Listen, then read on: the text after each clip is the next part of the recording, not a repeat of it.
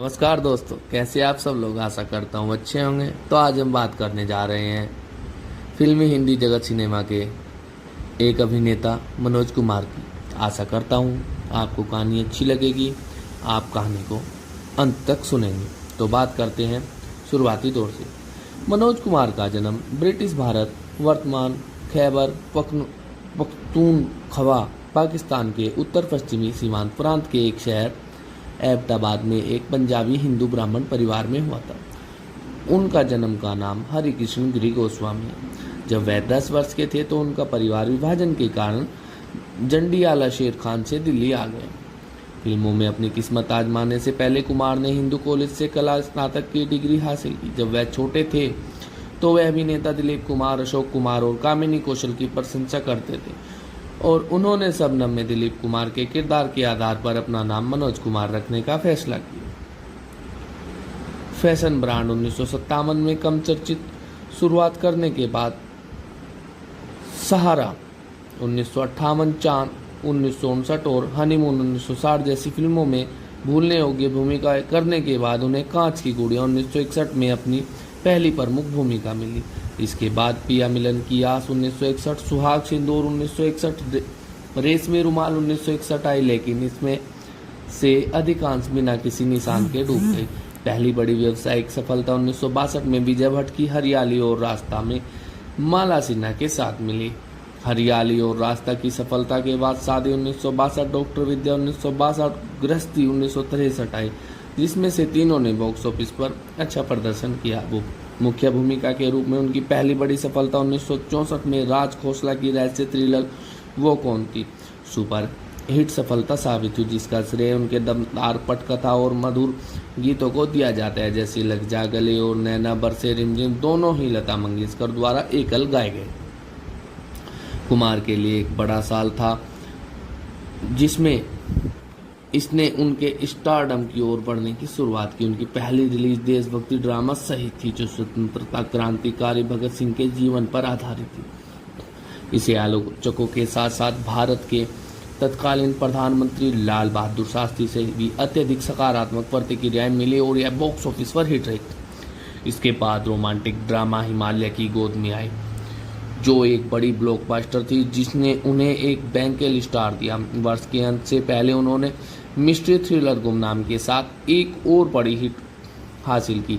सफलता का सिलसिला जारी रहा जब उन्होंने आशा पारेख के साथ दो बदन के लिए खोसला के साथ फिर से काम किया। इस फिल्म को खोसला के निर्देशन, कुमार के प्रदर्शन और गीतकार शकील बता यूनिट द्वारा लिखे गए गीतों के लिए याद किया जाता है, एवं जिसमें मोहम्मद रफ़ी द्वारा गाया गया रहा गर्दिशों में और लता मंगेशकर द्वारा गाया गया एकल गीत लो आ गई याद उनकी याद शामिल है।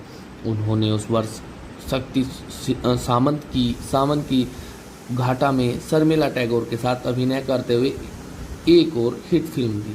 भारत पाकिस्तान युद्ध के बाद प्रधानमंत्री लाल बहादुर शास्त्री ने उन्हें लोकप्रिय नारे जय जवान जय किसान, सैनिक की जय, किसान की जय पर आधारित एक फिल्म बनाने के लिए कहा। इसका परिणाम उनकी निर्देशन की पहली फिल्म थी। देशभक्ति नाटक उपकार यह आलोचकों की प्रशंसा के साथ खुला और उस वर्ष बॉक्स ऑफिस चार्ट में शीर्ष पर रहा। अंततः एक ऑल टाइम ब्लॉकबस्टर बन गया। इसका संगीत छठा सबसे अधिक बिकने वाला हिंदी फिल्म जगत का एल्बम था। उपकार का एक गीत मेरे देश की धरती भारत में गणतंत्र दिवस और स्वतंत्रता दिवस समारोह के दौरान हर साल बजाया जाता है। फिल्म ने कुमार को दूसरी सर्वश्रेष्ठ फीचर हिंदी फिल्म के लिए राष्ट्रीय पुरस्कार दिलाया और साथ ही उनका पहला फिल्म फेयर सर्वश्रेष्ठ निर्देशक पुरस्कार जीता।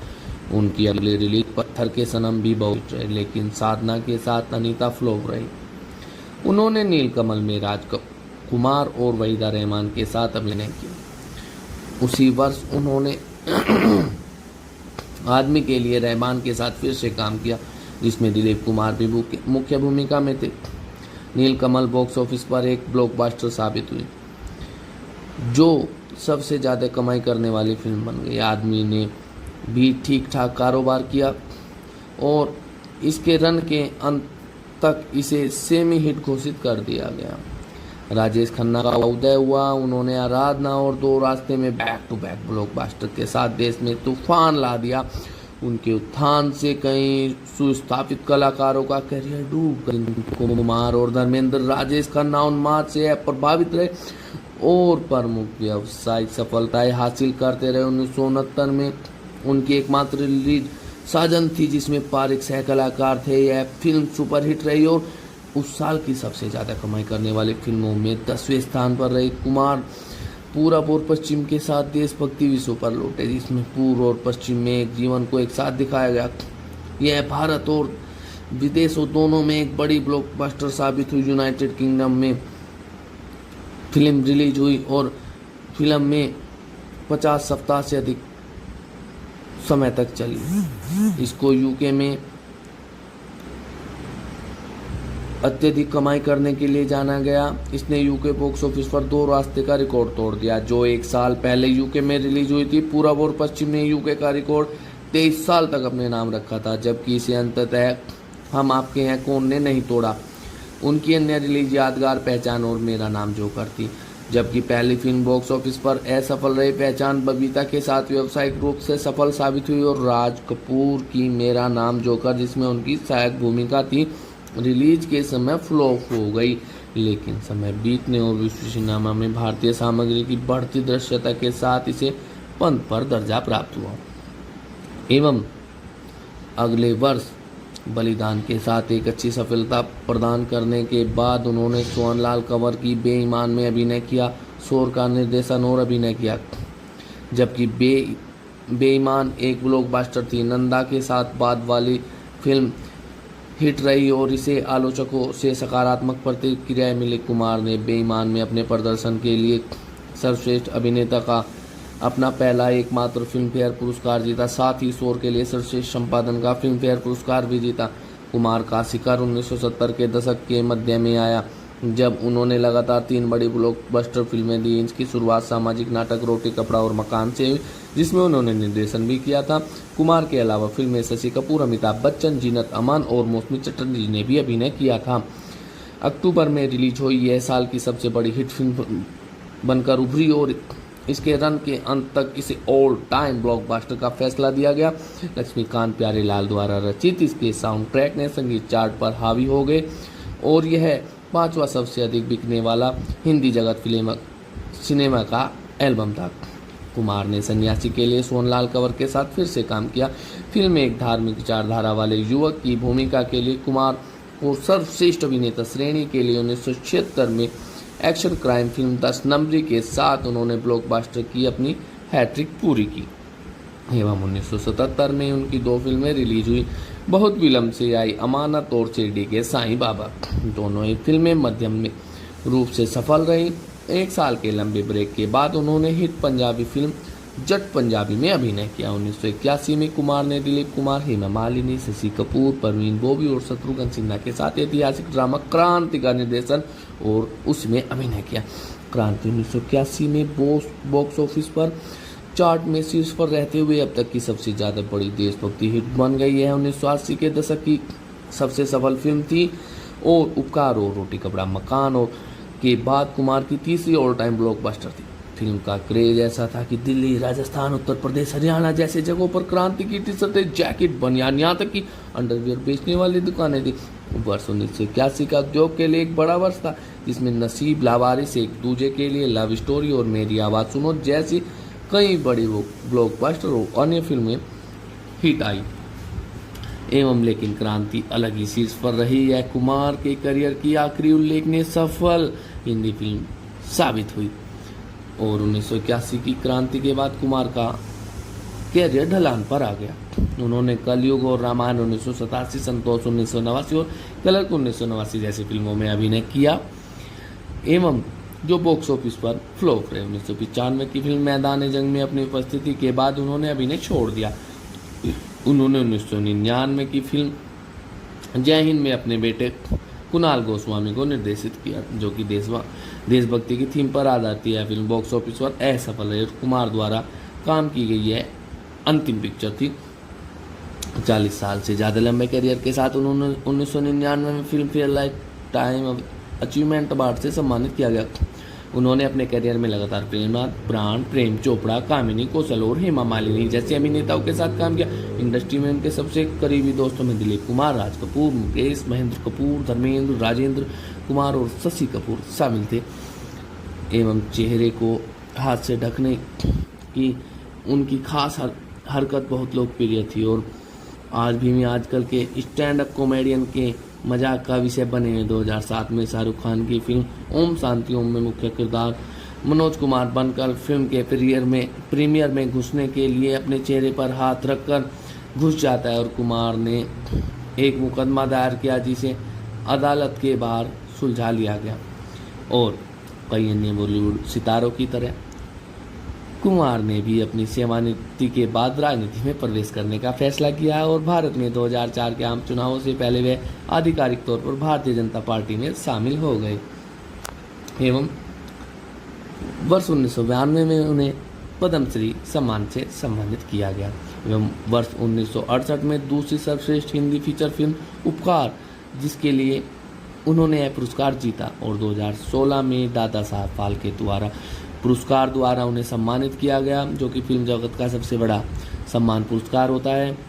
और वर्ष 2008 में किशोर कुमार पुरस्कार से सम्मानित किया गया एवं वर्ष 2010 में राज कपूर पुरस्कार द्वारा उन्हें सम्मानित किया गया।